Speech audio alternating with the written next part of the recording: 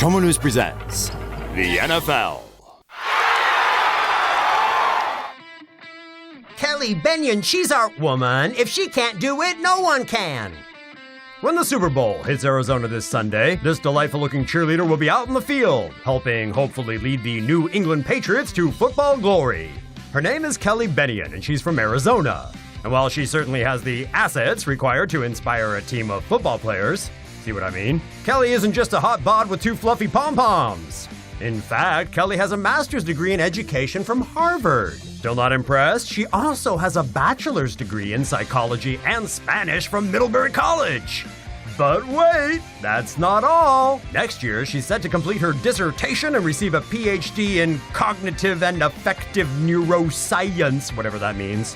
Kelly also loves dancing, so in between getting more degrees than Stephen Hawking, she tried out for the New England Patriots cheerleading squad the day after she turned in her master's thesis. We can't tell you which team is going to win this year's Super Bowl, but we're pretty confident in saying that come Sunday, Kelly Bennion's going to be the smartest one in that stadium. Go Kelly! If only I could make this message go viral. A sexy commercial featuring Scarlett Johansson has been banned from appearing on air during this week's Super Bowl, but for all the wrong reasons. Folks who endured over 2 hours of Joaquin Phoenix close-ups, hoping to see the TNA behind the sultry-voiced operating system Samantha in Her, will be disappointed to discover ScarJo wasn't the reason behind the commercial's ban. The ad, released by home soda system maker SodaStream, includes a pointed jab at Coca-Cola and PepsiCo. Sorry, Coke and Pepsi. Oh yeah, she done it. SodaStream. In an interview with USA Today, SodaStream CEO Daniel Birnbaum called out Fox for being wimps and kowtowing to the demands of the soft drink giants. Birnbaum said his company has agreed to drop the apparently offensive line because he sees no other choice. This isn't the first time the company has landed in hot water for going after Big Soda. CBS rejected this SodaStream spot intended for last year's Super Bowl because they found it called out other brands a bit too explicitly. Just fucked Edelman. No lie. A picture showing New England Patriot Julian Edelman after an apparent one-night stand has been circulating on the web. Sabrina Dudesh took the selfie and uploaded it to Tinder with a vulgar caption that I'm too civilized to read out loud. It all began after the Patriots returned home for their Super Bowl victory parade, where Edelman punished a cardboard Richard Sherman. The celebration continued throughout the week. It must have been a special cocktail of victory vibes and fate drenched with alcohol that brought Sabrina into the wide receiver's arms. However, at some point in the night, Edelman's victory dance died down. The Energizer Bunny just couldn't keep going. That's when Sabrina took the pic. He passed out and I was bored, I guess. I was drunk. She told TMZ. I made a mistake and I feel terrible about it. The virality of the Edelman pic has resulted in Sabrina being banned from Boston nightclubs. What? For single females in Boston, banging Julian Edelman is pretty much the equivalent of a Super Bowl victory, without the ring, of course. So a virtual high five from us, Sabrina. You go, girl. But we're still curious what nickname's more fitting for Julian. Is he more of an Incrediman or a Minitron? The Super Bowl 48 halftime show with Bruno Mars and the Red Hot Chili Peppers set a record with 115.3 million viewers. So basically a ton of people watched the Red Hot Chili Peppers play air guitar and pretend drums. Flea admitted on their website that they faked their performance. Wait, people still listen to the Red Hot Chili Peppers? McDonald's offers free food if you pretend that you're loving it. Rates for Super Bowl 49 commercials hit an all-time high at $4.5 million for a 30-second spot. But that didn't stop McDonald's from running a 60-second ad promoting their new form of payment. Lovin'. You paid with lovin', that's all we need. Your total is one big family hug. McDonald's has always asked for a customer's heart in exchange for their food. But from now until February 14th, they'll be asking random customers for payment up front.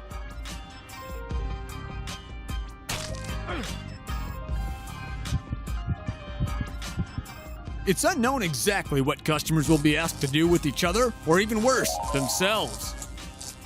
Yeah, Granny, bend over, touch your knees to your elbows. Ba-da-da-da-da. Show me that you're loving it. The Lovin' It campaign will likely attract more teachers looking for a place to bond with their students.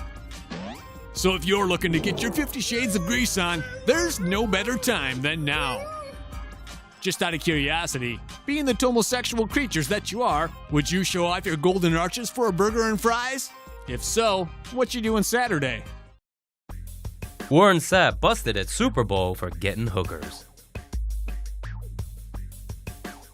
NFL Hall of Fame defensive tackle Warren Sapp was arrested by police early Monday morning at a hotel in Phoenix for trying to get some hookers. Sapp was in Arizona with part of a team from NFL Network to cover the Super Bowl. Sapp met the two women in the lobby of the Renaissance Hotel before they went back up to his hotel room.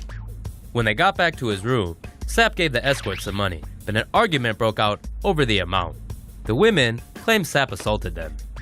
The fight spilled out into the hallway around 2:30 a.m. Sapp was taken to Phoenix Police Headquarters, where he was questioned and admitted to soliciting a prostitute, although he denied assaulting the women.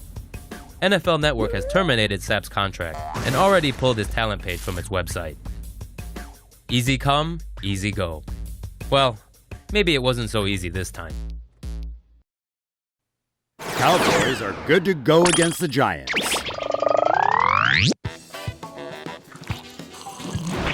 The red-hot Dallas Cowboys are heading up to the Big Apple for a huge game this weekend at MetLife Stadium against the not-so-hot New York Giants.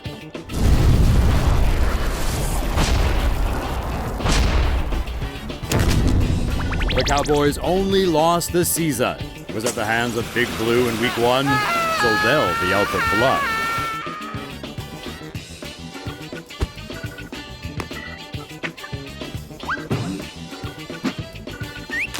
The only player Eli has managed to find lately is Odell Beckham Jr., who's catching everything. The receiving crew has been non-existent.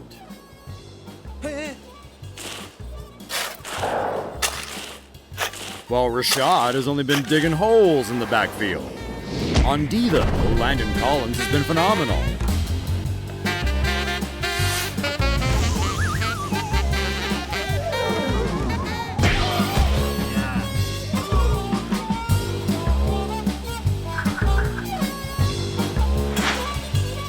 Rookie sensation Dak Prescott has been letting it rip all season for America's team. Expect big-time catches from Dez Bryant, as well as some big-time trash-talking, too.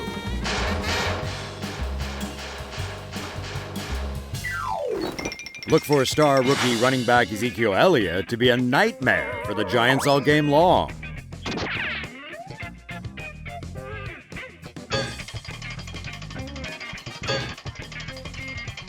Can the Giants turn back the clock and play like they did in Week 1 and maybe squeak out a victory over the Cowboys? Or will Zeke continue his insane streak of never losing on the road?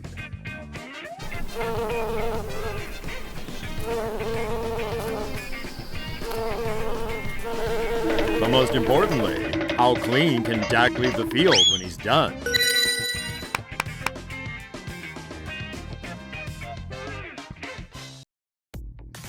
Texans fans get ticks canceled by Hating's Jags fan. Now, you should know by now that you should not post personal info on the net because the amount of haterade some folks drink will cause stuff like this to happen on the daily. Last week, Alice Rodriguez was understandably ecstatic that her boyfriend, Carlos, surprised her with airline tickets to Jacksonville, Florida to see their Houston Texans take on the Jaguars.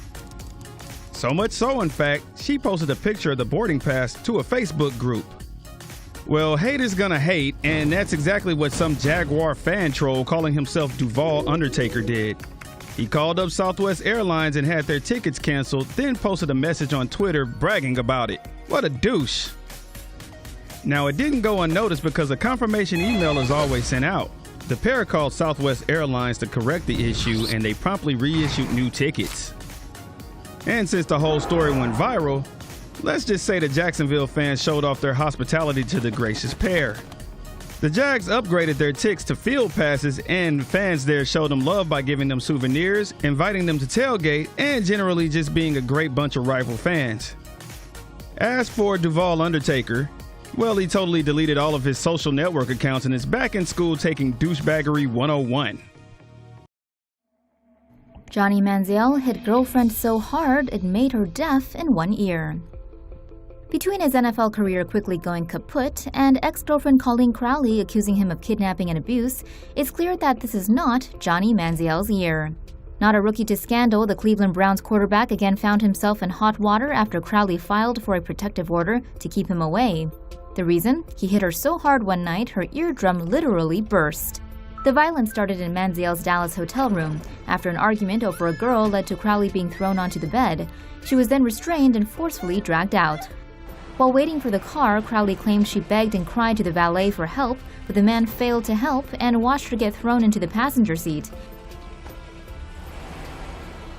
At one point, the 23-year-old model jumped out of the car to hide in some bushes, but was promptly grabbed by the hair and dragged back. It was then that Manziel hit her on the head, striking her left ear and rupturing an eardrum. She tried to strike back but hit her head on the window after being thrown by Manziel. The two drove from Dallas to Crowley's apartment in Fort Worth. Along the way, Manziel said to her, "Shut up, or I'll kill us both." The fight continued at the Fort Worth apartment, with Manziel smashing his girlfriend's phone. Fearing the worst, Crowley grabbed a knife from the kitchen and advanced toward Manziel, who ran out. Dallas police had previously closed a criminal case against the football star with no charges. But as of Friday, authorities are reopening the case, with Fort Worth police also investigating. Crowley, meanwhile, was granted the protective order she filed for. It states that Manziel is to stay away from her for 2 years and pay her attorney's fees.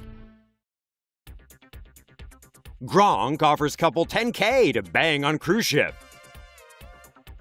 NFL bro Rob Gronkowski hosted the ultimate frat party on the weekend as he set sail on a 3-day cruise from Miami to the Bahamas. Everyone thought I was working out for next season, but obviously I was working out for this cruise, baby. That's why these pipes are gigantic right now. The New England Patriots tight end was joined on Gronk's party ship by 2,500 fans, who each paid as much as $1,100 for the bro-tastic trip. The cruise featured performances by hip-hop bro Flowrider, LMFAO bro Redfo, and shirtless twerking by Gronk himself. And even Gronk's dad got involved. But it seems amidst the alcohol-fueled brostivities that someone forgot the bro code. How so? Well, someone leaked this video, which catches the tail end of Gronk offering a couple 10 grand cash right now if you bang in front of everybody. Listen again.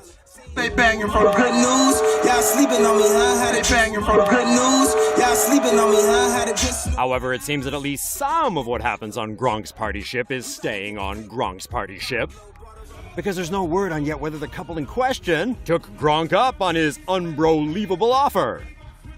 The Marty Gronk ship was due to arrive back in Miami today, bringing an end to 3 bromazing days on the high seas.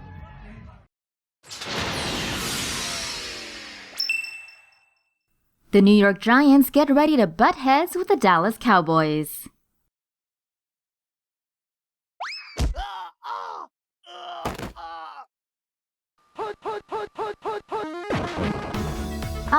Music to the ears.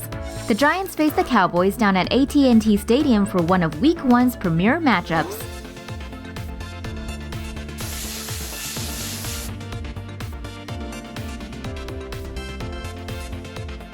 With Tony Romo on the shelf yet again, Dak preseason Prescott will lead America's team against Big Blue. With the Cowboys' offensive line, Prescott should have plenty of wide-open windows to hit Dez Bryant.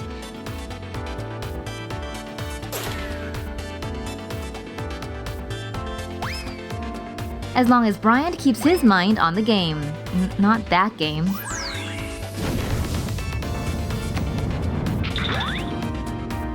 Keep an eye on one Ezekiel Elliott as he brings power and open field speed to Dallas's run game.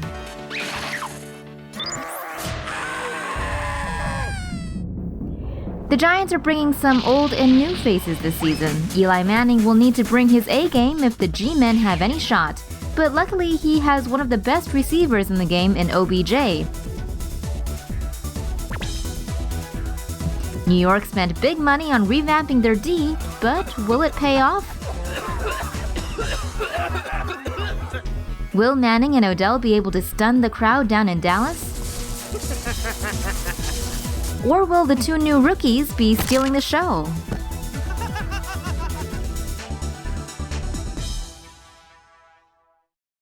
In today's The Locker Room, Baltimore Ravens wide receiver Jacoby Jones was hurt after a brawl erupted on a party bus filled with Ravens teammates and strippers.